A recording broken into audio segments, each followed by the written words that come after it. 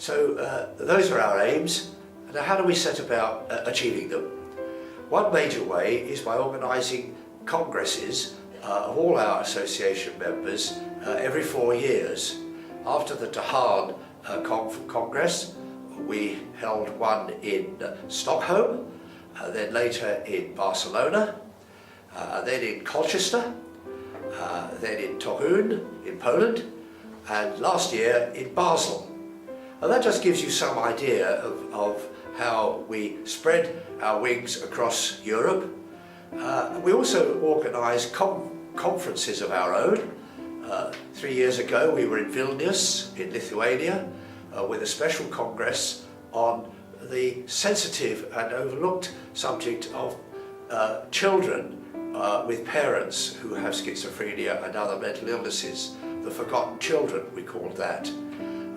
Then 2 years ago we were in Leuven with the World Health Organization on a leadership empowerment conference.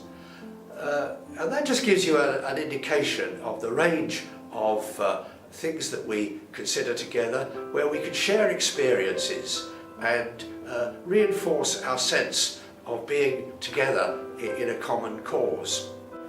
One of the results of the congresses and conferences we organise can be to allow us to produce literature that will help support our associations and spread good practice.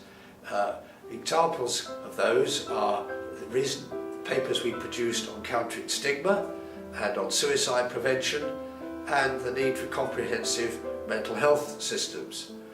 I think they illustrate that we do tackle the difficult subjects and in a way in which we can give our members material that they can use in their own settings. One of the ways in which we can succeed with our own aims is, of course, through working with other organisations. And over the years, we've succeeded in establishing working links with over 30 important institutions of all kinds, health and social care organisations, policymakers, major international bodies, and clinical and administrative.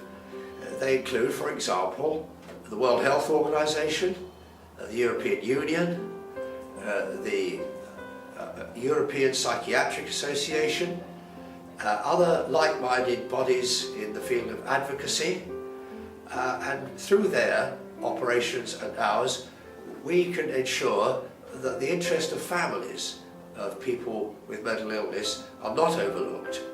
And that is one of the things that we've been doing and will continue to do. A good example of that is the work we're currently engaged on in working with the World Health Organization's mental health strategies, which we have been making our contribution to and ensuring that our particular perspective is embodied in their final documents.